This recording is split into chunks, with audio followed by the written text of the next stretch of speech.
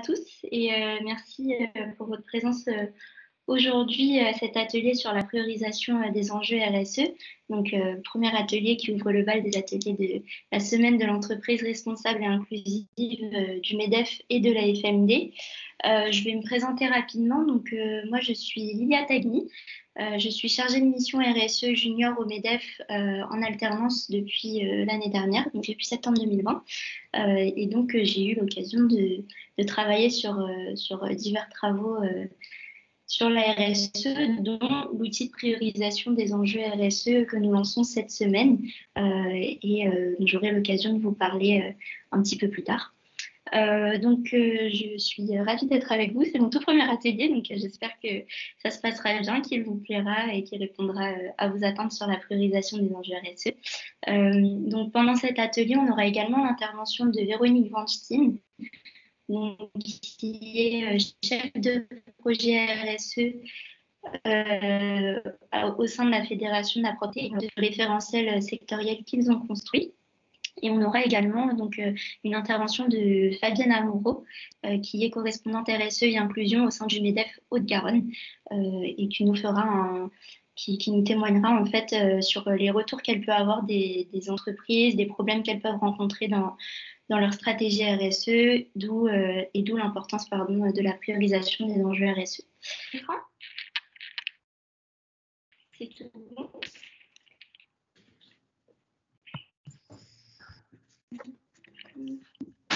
Tous, et on va commencer avec quelques chiffres, quelques pourcentages qui ressortent de l'édition 2021 du baromètre de la perception de l'égalité des chances et de la RSE en entreprise, qui a publié le MEDEF et dont la présentation a été faite il y a même pas une heure, je crois. Et donc qui nous éclaire en fait sur le rôle de la RSE dans les entreprises. Donc, on a par exemple 76% des salariés d'entreprises bénéficiant d'une fonction ou d'un service RSE qui indiquent avoir plaisir à travailler dans leur entreprise, contre 58% dans les entreprises qui n'en possèdent pas.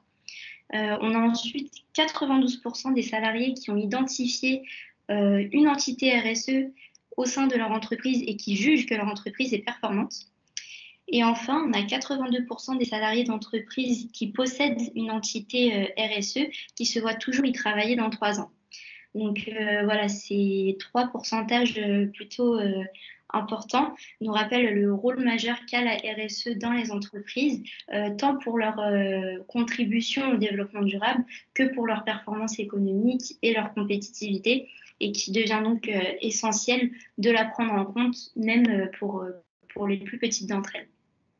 Et donc, au-delà de ces atouts que la RSE peut apporter, il y a également un cadre réglementaire national et international qui ne cesse de se renforcer d'année en année. Donc, on a eu tout d'abord en 2001 en France la loi relative aux nouvelles régulations économiques, qui prévoyait d'indiquer les conséquences sociales et environnementales des activités des entreprises dans le rapport annuel. On a eu ensuite la loi Grenelle II, l'ordonnance relative à la publication d'informations non financières, et enfin et surtout la loi Pacte, promulguée en 2019, qui oblige les entreprises à prendre en compte les enjeux RSE, sociaux et environnementaux, dans leurs activités. Donc, en fait, concrètement, cette loi, elle oblige les entreprises en fait à prendre en considération les enjeux RSE et elle les entraîne à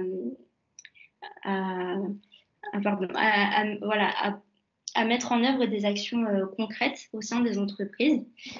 Par contre, la loi, elle ne précise pas de processus à respecter pour la prise en compte de ces enjeux. Donc, les entreprises, elles restent assez libres, en fait, finalement. Mais en fait, on se rend compte que beaucoup d'entre elles, en fait, ne savent pas comment mettre en œuvre cette stratégie RSE, comment mettre en œuvre des actions. Elles ne savent pas par où commencer, comment s'y prendre, etc. Et donc, pour cela, en fait, on a le principe de matérialité et de priorisation des enjeux RSE qui vient répondre à ces problématiques et qui va aider les entreprises à structurer leur démarche RSE. Donc, pour que tout le monde soit plutôt clair sur le principe, l'analyse de matérialité, en fait, ça vise à établir une hiérarchie pertinente des enjeux RSE en fonction des priorités de l'entreprise et des attentes de ses parties prenantes. Donc, il y a également l'analyse de double matérialité, qui est expliquée notamment dans la déclaration de performance extra-financière, qui là c'est plutôt une analyse à double sens et qui vise en fait à analyser l'impact de l'entreprise sur son environnement, mais également l'impact de l'environnement sur son entreprise. Donc c'est une analyse un petit peu plus approfondie et je vais laisser notamment Véronique tout à l'heure nous en parler un petit peu plus. Donc voilà, en fait la matérialité, ça va vraiment être la base de la stratégie RSE des entreprises et ça va leur permettre beaucoup de choses, donc d'anticiper les demandes des parties prenantes, de mieux communiquer en interne, voilà, de mieux prévenir les risques et donc de saisir plus d'opportunités et d'être plus compétitive. Donc voilà, ça devient vraiment urgent que toutes les entreprises et même les plus petites s'en saisissent parce que la loi Pacte notamment elle rend voilà, la prise en compte de ces enjeux obligatoires pour toutes les entreprises. Donc, ce n'est pas seulement pour les grandes, les petites sont aussi concernées. Et c'est donc dans cette lignée que nous, MEDEF, on a décidé de lancer un outil de priorisation des enjeux RSE donc à destination des TPE et des PME, qui est plutôt simple de compréhension et d'utilisation et qui va permettre notamment aux petites entreprises qui ne bénéficient pas de référentiels propres à leur secteur d'avoir une base en fait des enjeux RSE qui est à prendre en compte prioritairement dans leurs activités. Donc, on a établi cette liste d'enjeux en interne au MEDEF et avec notre groupe de travail sur l'outil. Et on les a classifiés en fait en fonction des volets de la RSE. Donc, on a économie, gouvernance, environnement, social et sociétal. Et donc, cet outil va permettre notamment aux entreprises de vraiment voir leur niveau sur ces différents piliers de la RSE sans négliger finalement les piliers autres que l'environnement. Parce que c'est vrai que quand on pense à RSE, on pense souvent à l'environnement. Or, c'est bien plus que ça. Et donc, voilà, cet outil il liste vraiment tous les enjeux importants avec une case pour les ressources, une case où l'entreprise pourra renseigner donc, ce qu'elle fait déjà pour cet enjeu, les actions qu'elle mène déjà pour cet enjeu, une case aussi pour qu'elle voit son objectif et une case notamment pour les ODD correspondants parce que cet outil s'inscrit également dans l'initiative de développement durable de l'ONU donc, qui vise d'ici 2030 à atteindre les 17 objectifs de développement durable pour la lutte contre la faim dans le monde, les inégalités, les changements climatiques, etc. Et donc cet outil, je vous le présente en avant-première. Il sera disponible sur le site du MEDEF dès cette semaine et il sera téléchargeable sous format Excel et PDF. Voilà, et donc ça pourra permettre aux entreprises de se fixer des objectifs réalisables et à impact pour le développement, surtout de manière simple pour elles et lui permettre de structurer correctement sa stratégie RSE. Super, merci. Alors, du coup, moi, je pense que j'ai la main. Non, je n'ai pas la main. Donc, je vous laisse passer la première diapo.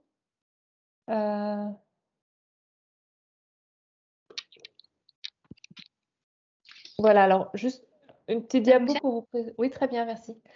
Pour vous présenter le secteur de la propreté. Donc, les entreprises de propreté, c'est 14 000 entreprises en France, 550 000 emplois. Donc, c'est un emploi sur 35 du secteur marchand. 16 milliards de chiffre d'affaires et voilà. Et on est surtout, en fait, on a des entreprises vraiment de toute taille. On a à peu près 8 entreprises qui tournent autour d'un chiffre d'affaires de 1 milliard, 1,5 milliard. Et après, on a, voilà, vous avez jusqu'à 14 000 entreprises d'au moins un salarié. Donc, on a des PME, des TPE. On a vraiment une diversité très forte, une segmentation très forte des tailles d'entreprise. C'est une activité qui est présente partout. Vous avez tous probablement, vous faites tous probablement appel à une entreprise de propreté. Donc, les segments de clientèle, c'est les bureaux, tout ce qui est tertiaire, 36%, les immeubles. Alors, quand on parle d'immeubles, c'est les parties communes des immeubles. Souvent, on se définit aussi parce qu'on n'est pas le service à la personne, mais on est tout le reste en fait. On est donc sur les immeubles, on va être sur les parties communes d'immeubles, on va être dans de l'industrie, l'hôtellerie, les commerces, les établissements de santé, les établissements scolaires, les transports aussi. Et c'est une activité qu'on dit en B2B2U, c'est-à-dire qu'on travaille pour un client, mais on sait qu'on s'adresse à un utilisateur final qui est soit le salarié d'une entreprise auquel on va nettoyer son bureau, soit le client d'un commerce, un usager des transports. Donc voilà, on s'adresse plus généralement au grand public.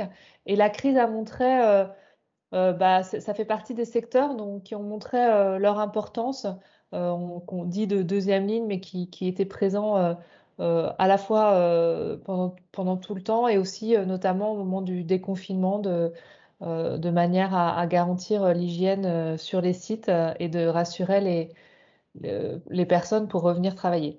Alors ces entreprises, elles sont représentées par la FEP, la Fédération des entreprises de propreté.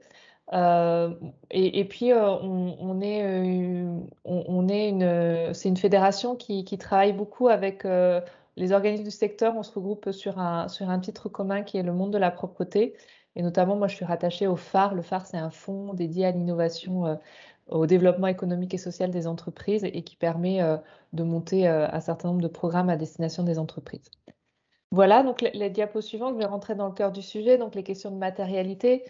Donc nous, on a travaillé, c'est un sujet qu'on a abordé en 2018, la matérialité, via notamment une enquête sur les dynamiques RSE des entreprises de propreté, sur lequel on a interrogé 300 entreprises de propreté via un questionnaire en ligne, mais aussi on a mené un certain nombre d'interviews, alors auprès d'entreprises de propreté, mais pas seulement, on a interrogé nos parties prenantes.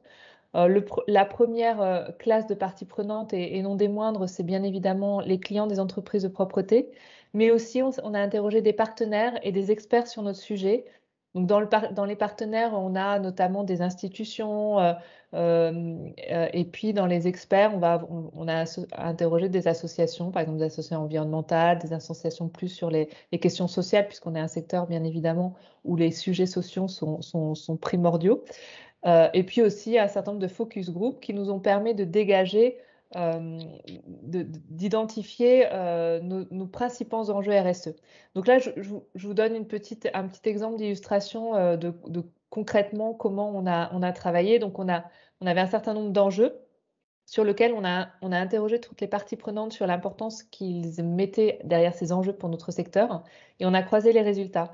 Donc on arrive à des petits graphiques où on a à la fois quand on regarde, par exemple en abscisse, on a les réponses des entreprises de propreté et en ordonnée, on a les réponses des clients. On l'a fait sur d'autres catégories de parties prenantes. Donc plus on va monter en haut à droite, plus on va avoir des enjeux importants. Ça, c'est une première chose, c'est que l'enjeu est considéré comme important par une des catégories de parties prenantes. Et ensuite, plus on se retrouve au milieu, donc dans la médiane, la zone foncée, plus on sait qu'il y a un consensus autour de cet enjeu. Donc nous, ce qui va être important de regarder dans la matérialité, c'est là où, en fait, les points qui sont à la fois qui font consensus et qui sont considérés comme importants. Donc globalement, on a un certain nombre de consensus qui nous ont aidés à identifier les enjeux principaux du secteur partagés par les entreprises de propreté et leurs parties prenantes. Donc après la slide suivante. Et donc sur la base de cette matérialité, on a travaillé sur un référentiel sectoriel. Alors, on avait vraiment deux ambitions pour ce référentiel. C'est tout d'abord, et ça c'était une attente très forte de nos entreprises, c'était d'avoir un outil d'accompagnement des entreprises et que ce soit une démarche volontaire de l'entreprise qui souhaite progresser à son rythme et sans contrainte. Donc c'est vraiment avant tout cet outil notre référentiel. Et c'était aussi un outil de promotion auprès des clients et aussi auprès de toute initiative externe d'évaluation, de notation ou de reporting extra-financier, de l'engagement du secteur des entreprises, des enjeux réels des entreprises et de l'engagement du secteur en matière de RSE. Et notamment dans l'enquête que je vous ai citée précédemment, un des items qui ressortait très fort dans des interrogations des réponses des entreprises de propreté, c'était de dire que, enfin, il y avait 60% des entreprises qui nous demandaient, en tant que fédération professionnelle, de sensibiliser leurs clients à leurs réels enjeux RSE. C'est-à-dire qu'en fait, ils avaient le sentiment qu'on leur demandait de plus en plus de choses en RSE et que c'était quelquefois en décalage avec ce à quoi ils pouvaient vraiment contribuer en termes de développement durable. Donc ça, c'était vraiment important et c'est un des objectifs de référentiel et c'est un des objectifs de matérialité de dire voilà ce qui est important, voilà sur quoi notre secteur il peut agir en matière de développement durable et, euh, et voilà ce qui est important à prendre en compte, vous clients ou vous organismes de notation externe. Voilà, donc slide suivante. Et donc, alors qu'est-ce qu'un référentiel RSE?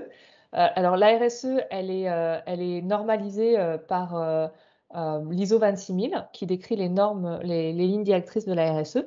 Alors, bon, si vous la connaissez, c'est un gros pavé hein, de 200 pages qui explique vraiment tous les aspects de la RSE, toutes les lignes directrices, les choses à prendre en compte. Et finalement, le référentiel RSE des entreprises de propreté, c'est une grille de lecture de l'ISO 26000 contextualisée aux enjeux et aux impacts du secteur.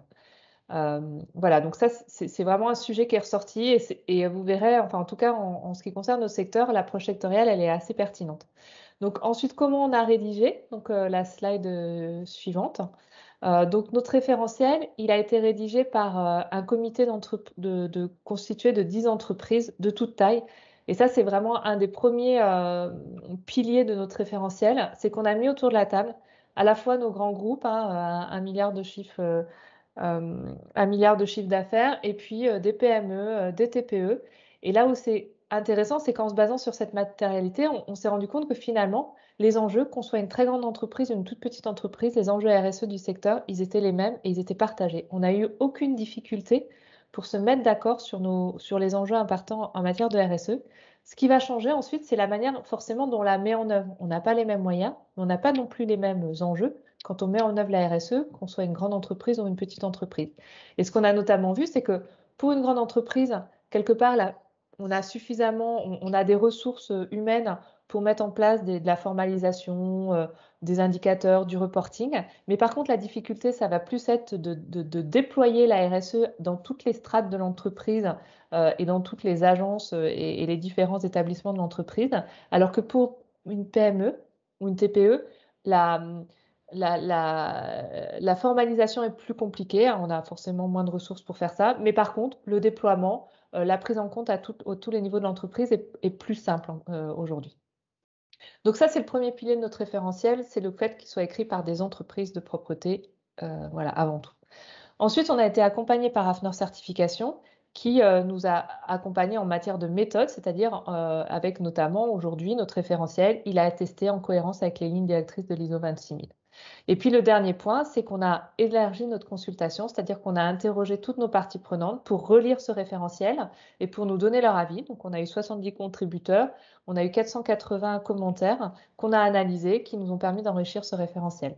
Dans les contributeurs, il y a bien évidemment des entreprises de propreté, des clients, des experts et des partenaires. On a notamment le ministère de l'Environnement, on a la Direction générale des entreprises du ministère de l'Économie, on a la médiation des entreprises, on a des associations comme Auray, l'ORS, le Global Compact France.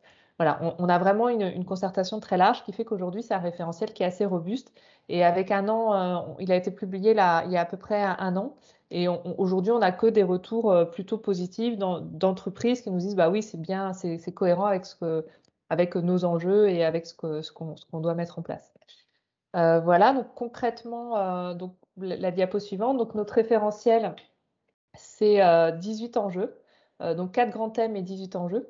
Vous pouvez afficher tous les trucs, tous les éléments là, Lily. Voilà, donc on a 18 engagements. Alors, ils sont un peu petits, mais on retrouve le premier thème, c'est vision et gouvernance. Donc, on va retrouver beaucoup les grandes lignes de l'ISO 26000 sur tout ce qui est gouvernance, vision, valeur, dialogue avec les parties prenantes, achat responsable, bonne pratique de la concurrence, etc. Ensuite, on a un thème qui est pour nous le plus important, c'est le thème social, engagement social et humain. Donc, c'est 40% de la pondération totale, avec notamment la santé et sécurité au travail qui est un de nos plus forts enjeux. On a beaucoup de problématiques sur nos agents de propreté qui souffrent de troubles musculo-squelettiques. Et c'est vraiment pour nous aujourd'hui un des premiers enjeux. Vous vous en doutez aussi, nos enjeux, ils sont beaucoup sur l'insertion, la professionnalisation, la qualification des salariés. Enfin, c'est intéressant qu'on intervienne pour, lors de la semaine de l'inclusion parce qu'on est vraiment un secteur qui peut vraiment jouer la carte de l'inclusion. On a aussi voilà, tout ce qui est diversité, non-discrimination, insertion, organisation du temps de travail. On a beaucoup d'agents qui sont plutôt en décalé tôt le matin, tard le soir. On sait qu'il y a un gros travail sur l'organisation des temps de travail. Et ça, pour nous, c'est des enjeux RSE et c'est des enjeux prioritaires parce que on sait qu'on est voilà, 550 000 salariés des agents de propreté, des situations qui ne sont pas toujours très simples pour eux. Donc, c'est vraiment à la fois notre richesse, mais à la fois nos grands enjeux RSE. Ensuite, on a donc un thème sur l'environnement qui représente 15% de la note, et puis un thème sur l'engagement sociétal. Et dans notre engagement sociétal, il y a notamment tout ce qui est relations clients et bénéfices aux usagers. Et là, on l'a bien vu aussi pendant la crise, l'importance l'importance de la propreté pour les usagers, pour la santé publique, l'hygiène, toutes les questions qu'on a eues sur la désinfection des sites suite à la crise sanitaire. Voilà, tout ça, c'est des enjeux très forts et aujourd'hui qui font consensus et notre référentiel est basé sur ça. Donc ensuite, notre référentiel, donc la slide suivante, sur ces 18 engagements, en fait, on a une grille de maturité. Maturité, c'est pareil, vous pouvez afficher toute la slide, hein.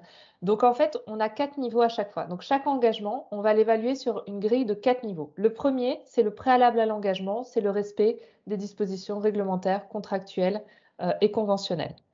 Le deuxième niveau, c'est la mise en place d'actions concrètes. Donc voilà, là, c'est l'entreprise qui vraiment commence à agir, commence à mettre en place des actions. La troisième niveau, et qui pour nous est vraiment le niveau CIM, c'est on a mis en place une politique déclinée dans l'entreprise sur le sujet. C'est-à-dire qu'on a mis en place des objectifs, un plan d'action, des indicateurs et du coup des résultats qui sont en progrès. On est beaucoup sur l'amélioration continue et pour nous, c'est vraiment le niveau cible. Par exemple, ça s'entend vraiment sur de la santé sécurité au travail. Voilà, on met en place son plan d'action, on met en place ses indicateurs, on progresse. Donc vous voyez, c'est ensuite un score de 80%. Et le dernier niveau, qui est en fait un niveau de rupture, hein, c'est là où on a développé une innovation qui nous permet d'être au-dessus des pratiques courantes de la profession. Et on sait très bien que sur ce quatrième niveau, c'est possible sur certains engagements, mais c'est pas possible. Une entreprise, elle pourra jamais être sur ce niveau-là à tous, parce que ça veut dire aussi que derrière ça, c'est une orientation qu'elle a prise très forte. On a des entreprises qui misent beaucoup de choses sur, par exemple, sur la santé et sécurité au travail, d'autres qui sont plus sur des sensibilités environnementales. Donc ça dépend vraiment de la vision de l'entreprise et de la manière dont il veut progresser. Voilà, donc ça c'est grille de maturité. Donc on a donc la slide suivante. Donc en fait, donc chaque engagement c'est 2 pages. Voilà, on voulait un truc simple, donc c'est 2 pages. À chaque fois on va décrire ce que ça recoupe dans l'entreprise.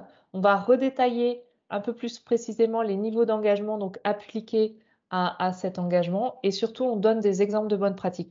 On est resté vraiment sur une idée d'exemple, c'est pas des actions à faire. Toutes les entreprises peuvent pas agir de la même manière, donc on est sur des exemples qui peuvent inspirer l'entreprise mais c'est pas forcément, elle va pas forcément mettre ça, elle peut en faire d'autres, etc. Ça c'est vraiment de son ressort. En fait, ce que vous pouvez facilement comprendre, c'est qu'une fois qu'on a 18 engagements avec une pondération plus une Je suis sur notation la par 18. niveau, nous, passer, on la suivante, puisqu'on voit la 17. On arrive, du coup, on arrive à une note assez facilement. Enfin, c'est une multiplication assez simple. Donc, on arrive à une note qui nous permet euh, qui nous permet de se situer et d'avoir une notation globale sur 4 niveaux. Voilà, on peut passer encore à la suite, mais nous, on est toujours à une slide de retard. Voilà, bah, très bien. Process de mise à jour, c'est simple aussi, c'est que comme on est sur une, l'important aussi de ce référentiel, c'est qu'il vive, il n'est pas figé dans le temps, donc on a un process aussi de mise à jour, c'est-à-dire que tout lecteur peut nous rapporter des remarques et dès lors qu'on a un certain nombre de remarques, on peut réunir le comité de rédaction qui va pouvoir étudier les remarques et faire évoluer le référentiel. L'offre d'accompagnement qu'on a développée, de la même manière, donc une fois qu'on a ce référentiel, nous, il nous semblait qu'en termes de fédération, l'important, c'était surtout d'accompagner le progrès des entreprises. Donc pour ça, on a mis en place une formation qui permet à l'entreprise de progresser, de s'approprier le référentiel, de le mettre en œuvre dans son entreprise et de progresser surtout, de mettre en place un plan d'action. Donc c'est une formation qui allie à la fois des modules collectifs, il y a 4 modules collectifs et un accompagnement individuel par un consultant spécialisé en RSE. Et donc l'entreprise, elle va vraiment faire son évaluation et puis mettre en place des actions, un plan d'action pour progresser. C'est une formation qu'on a lancée il y a une année. Il y a déjà 90 entreprises en formation. C'est une formation qu'on dispense au niveau des territoires. Ensuite, on a également une auto-évaluation en ligne. Donc, l'entreprise peut faire son auto-évaluation. On a fait un partenariat avec l'AFNOR, qui a une plateforme d'évaluation qui s'appelle Assessia, et sur lequel ils ont paramétré notre référentiel RSE pour les entreprises de propreté. Donc là, aujourd'hui, on a à peu près 160 comptes créés sur de l'auto-évaluation. Et ensuite, la deuxième partie, nous, on n'a pas souhaité, à l'instar de ce qu'ont fait d'autres fédérations, on n'a pas souhaité faire un label sectoriel parce qu'on n'était pas tout à fait à l'aise avec l'idée que ce soit nous, qu'on puisse labelliser nos entreprises, qu'on puisse donner une note. Nos adhérents, on n'a pas forcément de jugement de valeur à avoir sur leur engagement. Mais par contre, on avait et puis on avait aussi surtout des avis très différents, des besoins différents des entreprises. C'est-à-dire qu'on a des grandes entreprises qui nous disaient, nous, les labels, ça ne nous intéresse pas, on n'est pas sur ce genre de démarche, c'est pas ce qu'attendent nos clients. Et à l'inverse, des entreprises, notamment certaines PME, qui souhaitaient vraiment aller avoir un label type engagé RSE, label Lucie ou d'autres labels de ce type-là. Donc, on a fait un partenariat avec l'AFNOR de manière à ce que les entreprises qui le souhaitent puissent continuer avec eux et obtenir leur propre outil ou évaluation, mais via notre référentiel RSE des entreprises de propreté. Donc, notamment, il y a l'évaluation contrôlée. Donc, c'est une étape qui se fait toujours sur la plateforme Assessia. C'est-à-dire qu'une entreprise, une fois qu'elle a fait son auto-évaluation, qu'elle a transmis un certain nombre de pièces de preuves, elle peut se faire contrôler. Voilà. Et puis, une autre étape, c'est le label engagé RSE, où en fait l'entreprise de propreté peut demander la labellisation, mais qui sera le label engagé RSE générique de l'AFNOR, mais sur la base du référentiel RSE de la propreté. Et c'est tout à fait cohérent en fait, parce que finalement, quand on évalue une entreprise sur des démarches de ce type, sur des démarches générales, la première chose que doit faire un évaluateur, c'est de s'intéresser à la matérialité de l'entreprise qui va devoir évaluer. Et donc, du coup, s'il y a déjà un référentiel de matérialité, quelque part, c'est aussi plus simple pour lui. D'où, en fait, la logique du dispositif et ce partenariat qu'on a pu mettre en place avec AFNOR Certification.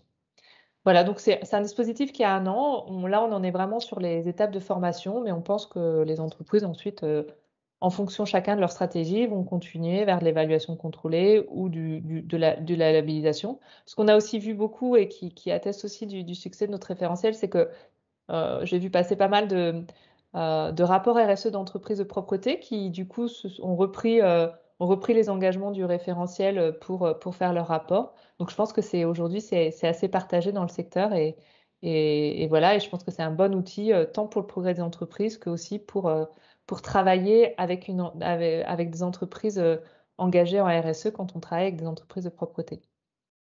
Voilà, merci de votre écoute et puis je serai à votre disposition pour répondre à toutes vos questions.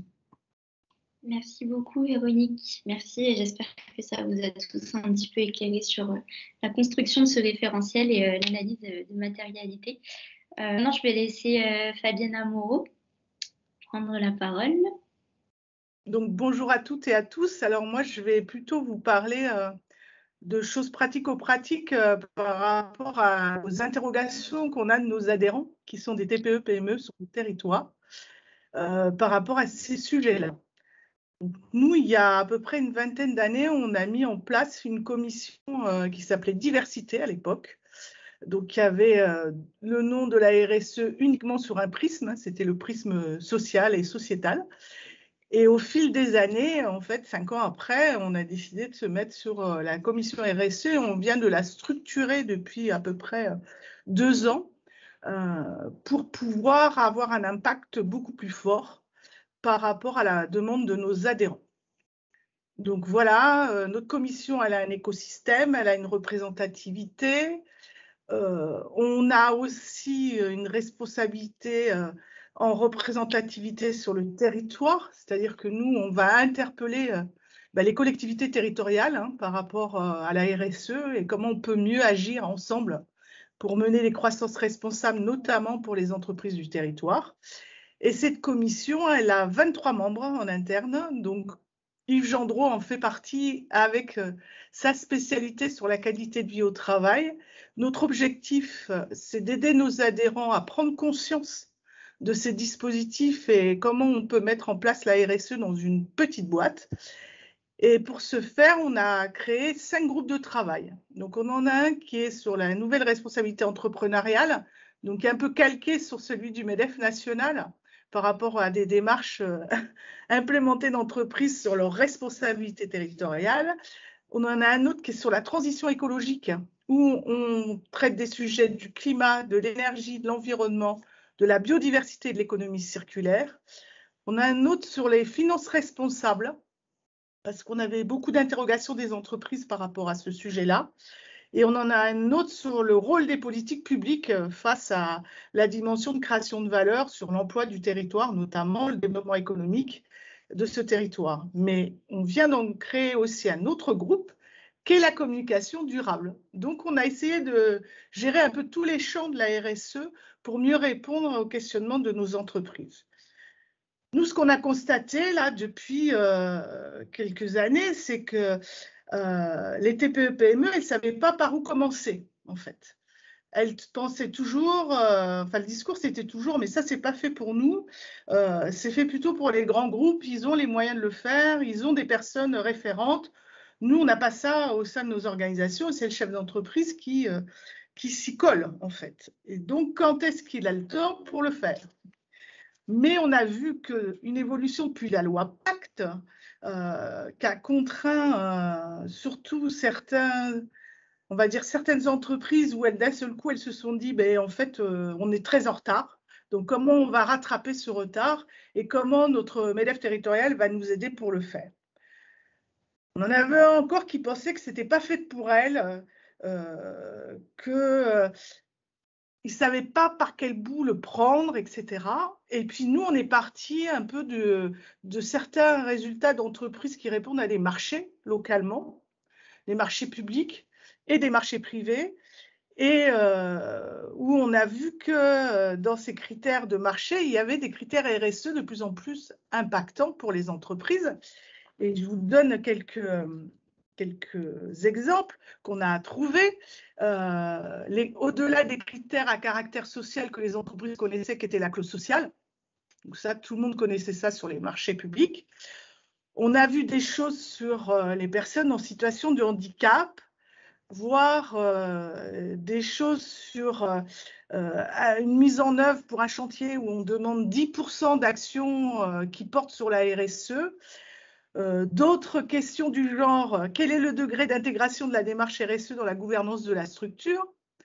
Votre structure est-elle engagée dans un processus de gestion partenariale, intéressement, épargne salariale pour vos salariés, etc. Quels dispositifs sont mis en œuvre au sein de la structure pour favoriser l'égalité homme-femme? Quel dispositif la structure a-t-elle mis en place visant la réduction de la valorisation des déchets? Autant de questions où on a des PME qui ont dit, nous, il y a des choses sur lesquelles on ne peut pas répondre. On va peut-être répondre à 1 ou 2 critères, mais pas sur l'ensemble. Donc, face à ces retours d'interrogation de ces entreprises, ils voyaient toujours la complexité du processus à mettre en œuvre. Donc, avec le MEDEF au niveau national, nous, on a participé à la construction de l'outil et de matérialité. Et on a trouvé que le résultat, en tout cas, parce qu'on l'a fait tester à nos entreprises adhérentes, à une petite masse d'entreprises adhérentes, ça leur permet d'avoir un état des lieux du process qu'ils mettent déjà en œuvre, sans forcément le matérialiser ou le formaliser. Et là, ça leur permet de pousser la réflexion sur des choses qui sont déjà faites. Donc, en fait, on a des entreprises qui font de la RSE sans le savoir, ou qui étaient que sur un prisme qui était l'inclusion, mais sur l'environnement aussi, ils ont des interactions, et après, sur l'impact du recyclage, ils ont aussi des interactions. Mais pour eux, ce n'était pas si clair que ça. Donc, l'outil de matérialité, ça permet aussi de poser à l'instant T une photographie. Donc, pour eux, c'est intéressant. Alors, c'est vrai que nous, on a des entreprises aussi qui sont rattachées à des fédérations professionnelles qui ont déjà mis des outils de matérialité intersectorielle. Sauf que il y a certaines entreprises qui, face à ça, ne s'y retrouvent pas. Ils trouvent ça trop conséquent, trop compliqué à répondre. Donc, on a essayé de se re-questionner en interne. Et en fait, on a eu une deuxième alerte, nous, c'est la période du Covid sur notre territoire, puisque nous, on a un major qui a dit stop. Le major, pour ne pas le citer, c'est Airbus. Donc, à partir du moment où Airbus a dit stop sur notre territoire, il y a eu un impact, un temps d'arrêt, où les entreprises, on a beaucoup, enfin, ce donneur d'ordre impacte beaucoup le territoire. Et nous, il y a eu un re-questionnement complet des entreprises face à la pandémie. Il y a eu un temps d'arrêt, donc on en a certaines qui disent est-ce que je vais pouvoir survivre sur le territoire? Ça, c'était un grand questionnement. Donc, on a passé du temps à les rassurer en leur disant que la RSE était une opportunité pour pouvoir repenser son modèle et sa stratégie économique. On en a d'autres qui ont changé de modèle économique et qui ont créé l'innovation. Ça leur a permis de mettre un temps d'arrêt et de réfléchir avec leurs salariés pour mieux faire. On en a d'autres qui se sont rendus lisibles sur l'insertion sociale et les actions de solidarité, alors qu'avant, ils n'étaient pas aussi lisibles. Mais là, le fait on a des entreprises du transport logistique qui amenaient des repas auprès des personnes âgées. Donc, ils se sont mis en lumière, ils se sont regroupés avec certains traiteurs, nous qui étaient à l'arrêt, donc qui pouvaient fermer leur entreprise pour pouvoir redévelopper des modèles économiques. Donc, on a bien vu une solidarité territoriale. Et du coup, la RSE a amené, j'ai envie de dire, cette bouffée d'oxygène à nos TPE, PME pour dire, bah oui, en fait, on peut le faire aussi. Donc, comment on va consolider, nous, face à cette prise de conscience, le fait de pouvoir les accompagner à mieux faire. Donc aujourd'hui, on fait beaucoup d'ateliers, on a fait beaucoup de webinaires et on s'est aperçu, parce qu'en interrogeant l'ADEME qui venait nous voir en disant « mais nous, on ne comprend pas, on a plein d'argent, mais les entreprises ne viennent pas nous le chercher ». Et on s'est aperçu qu'en fait, effectivement, les entreprises n'avaient pas assez pris conscience qu'il y avait de l'argent pour pouvoir mieux faire sur leur process, qu'elles pouvaient être accompagnées et que ça leur coûterait beaucoup moins cher. Donc, nous, depuis, à chaque fois qu'on fait un atelier, on fait participer ces donneurs d'ordre, que ce soit l'ADEME qui pour les finances, BPI, la région. On fait aussi participer leurs parties prenantes qui sont les banquiers pour qu'ils puissent expliquer comment ils peuvent mieux accompagner les entreprises dans leur démarche sur la RSE. Et c'est vrai que ça ramène plus d'ouverture. Nous, on part aussi du principe qu'une entreprise parle à ses pairs, elle va présenter son expérience, ça amènera beaucoup plus de sensibilisation et d'action sur le territoire. On a une entreprise qu'on souhaite citer, nous, qui est dans notre territoire sur la Haute-Garonne, qui est la seule entreprise qui relève de l'insertion par l'activité économique, donc l'économie sociale et solidaire, qui a obtenu la norme ISO 26000 pendant la période du Covid. Son donneur d'ordre, c'était Airbus. C'est une entreprise d'insertion et qui est aussi une entreprise adaptée. Il y a 2 entreprises au sein du même groupe et ils se sont posés du coup sur la norme et ils ont réussi à avoir la norme ISO 26000. Donc cette entreprise peut témoigner auprès des entreprises de l'économie sociale et solidaire du territoire qu'ils ont pu faire. Ils sont 50 salariés. Donc notre prisme, il est plutôt là. On dit, parle de ta bonne pratique à l'autre, on va échanger et après on va aller chercher sur le territoire, on va expliquer aux collectivités territoriales qu'on a des entreprises qui font de la RSE sans le savoir, mais qui le font quand même, que sur les achats, il faut qu'on se rapproche un peu plus de nos entités pour mieux se parler. Et c'est vrai que je reprends par rapport au phare, la semaine dernière, le 5 octobre, on a fait sur notre territoire une manifestation sur les achats durables avec les parties prenantes sur le travail en journée. Et on a impacté les collectivités territoriales, les entreprises publiques, tous, et les entreprises privées, tous au même endroit. Ça fait plus d'1 an et demi qu'on travaille sur ces réflexions en commun. Et aujourd'hui, voilà, chacun s'est engagé à mieux faire, dans la même démarche et la même conscience que la RSE. Cette semaine, on a fait un atelier où Yves était présent aussi, puisque ça s'appelle Services. C'est tous les ans, c'est on va dire un congrès qui est économique où on a parlé de la RSE. Donc, on voit bien que les entreprises s'emparent de la chose à leur niveau. Notre intérêt à nous, MEDEF, c'est de leur apporter un outil facilitant pour qu'ils puissent après aller plus loin. Donc, on est un des MEDEF territoriales aussi qui se sont associés en partenariat avec le Centre des jeunes dirigeants pour monter Planète RSE. Ce que vous voyez en bas, le petit logo, permettent à des entreprises de pair à pair de s'auditer, entre guillemets, mais pour pouvoir avancer sur une démarche proactive. Donc, pour nous, aujourd'hui, l'outil de matérialité qui a été porté par le MEDEF, on le renvoie auprès de nos entreprises. C'est un outil qui fonctionne très bien. Et ce qui est intéressant sur le retour qu'on a des PME, c'est qu'il y a des exemples. Donc, ils peuvent se reconnaître. Parce que la difficulté d'un référentiel normatif, c'est que des fois, ils disent « mais non, mais moi, je ne peux pas répondre à ces 150 critères, ce n'est pas possible ». Voilà. Donc, voilà, on voulait vous partager notre expérience. Nous, on pense que sur notre territoire, la RSE fait des grands pas. Elle a commencé par des petits pas et elle commence à faire des grands pas. Et ça met en lumière les entreprises du territoire face à des injonctions qu'on peut avoir par rapport à des donneurs d'ordre publics notamment, quoi. Et à apaiser les relations, on va dire, si je peux m'exprimer ainsi. Voilà notre témoignage du territoire. Merci beaucoup, Fabienne. Merci beaucoup, en tout cas, à tous pour votre participation. Merci à Fabienne et Véronique pour vos interventions.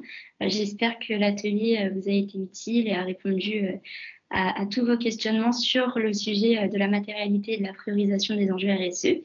Et au plaisir de vous retrouver aux conférences et aux ateliers de notre semaine de l'entreprise responsable et inclusive.